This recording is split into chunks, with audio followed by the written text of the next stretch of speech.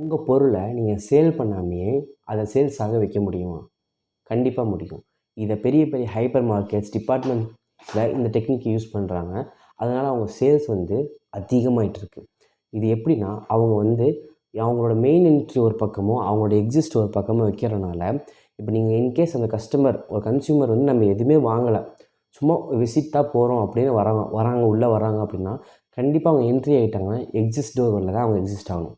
So in between கேப்பில் அவங்க cross ஆகிட்டு இருக்கிற ஒரே ஏதோ ஒரு இடத்துல அவங்களுக்கு ஒரு ப்ராடக்ட் பிடிக்கும், ஒரு ஆஃபர்ஸ் பிடிக்கும், அந்த ப்ராடக்ட்டோட குவாலிட்டி, அதை எக்ஸ்பீரியன்ஸ் பண்ணி டச் பண்ணுறாங்களே, அதில் அவங்களோட சேல்ஸ் அதிகமாகுது. அவங்க ஒரு வேளை எதுவுமே வாங்க வேண்டான்ட்டு வந்திருந்தாலுமே அவங்க அது கடைசியில் வந்து அவங்க ப்ராடக்ட்டை வாங்கிட்டு போகிறாங்க.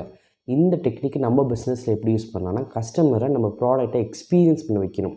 நம்ம ப்ராடக்ட்டோட குவாலிட்டி, ஃபினிஷ், நம்ம வந்து ஷோகேஸில் அந்த ப்ராடக்ட்ஸை வச்சுட்டு, இதோட ஃபீச்சர்ஸ் இப்படி இருக்குது, இதில் வந்து இந்த மாதிரி டெக்னாலஜி யூஸ் பண்ணியிருக்கோம், இல்லை இந்த மாதிரி இன்க்ரீடியன்ஸ் யூஸ் பண்ணியிருக்கோம், இது இந்த குவாலிட்டியில் இருக்குன்றதை அவங்களுக்கு எக்ஸ்பிளைன் பண்ணுறதை காட்டிலும், அந்த ப்ராடக்ட் அவங்க கையில் கொடுத்து இதுதான் ப்ராடக்ட், இல்லை அதோட சாம்பிள் கொடுத்து இதுதான் அந்த ப்ராடக்ட், இதோட ஃபினிஷிங் இப்படி தான் இருக்கும், இதோட அவுட்டர் லுக் இப்படி தான் இருக்கும், இதோட டேஸ்ட் இப்படி தான் இருக்கும், இப்படின்னு அவங்களுக்கு அதை ஃபீல் பண்ணி வைக்கிறோம்ல. அப்படி நம்ம பண்ணும்போது நம்மளோட சேல்ஸ் அதிகமாகும். ஏன்னா கஸ்டமர் அவங்க எக்ஸ்பீரியன்ஸ் பண்ணுறத தான் விரும்புவாங்க. நம்மளே ஒரு கன்சியூமராக இருக்க பட்சத்தில், இப்போ நம்ம ஒரு துணி கடைக்கு போகிறோம், நம்மளுக்கு பிடிச்சிருக்கு அந்த ட்ரெஸ்ஸு, ஆனால் அதை நம்ம ட்ரையல் பார்க்கக்கூடாதுன்றாங்க. நம்ம வந்து அதை வாங்குவோமா?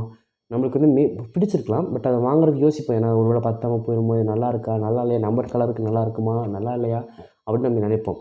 இதை நல்லா புரிஞ்சுக்கிட்ட துணிக்கடை நிறைய கடையில் ட்ரையல் கொடுக்குறாங்க. ட்ரையல் கொடுத்தா அது ஃபிட்டாக இருக்குது, கரெக்டாக இருக்குது, நம்ம கலருக்கு நல்லா இருக்கணும்னா அவங்களோட சேல் அதிகமாகுது. ஸோ இந்த மாதிரி நம்ம பிஸ்னஸ்லேயும் இந்த டெக்னிக்ஸ் யூஸ் பண்ணி நம்மளோட சேல்ஸை அதிகப்படுத்தலாம். இதுக்கு நீங்கள் பேக்கரி வச்சுருக்கீங்கன்னா ஃபுட் சாம்பிள்ஸ் கொடுக்கலாம். இல்லை நீங்கள் ஒரு துணிக்கடை வச்சுருக்கீங்கன்னா ட்ரையல் தரலாம். கஸ்டமருக்கு எப்படியோ ஒரு விதத்தில் உங்களோட ப்ராடக்ட்டோ சர்வீஸோ அவங்க எக்ஸ்பீரியன்ஸ் பண்ணணும். அதை டச் பண்ணி, அதை ஃபீல் பண்ணி, அதை பண்ணும்போது கண்டிப்பாக உங்களோட சேல்ஸ் அதிகமாகும். இந்த மாதிரி சேல்ஸ் டிப், அதிகமான சேல்ஸ் எப்படி பண்ணலாம், உங்களோட கடையில் எப்படி மார்க்கெட்டிங் பண்ணலான்றதை தெரிஞ்சுக்க மறக்காமல் நம்ம சேனலை சப்ஸ்கிரைப் பண்ணிடுங்க.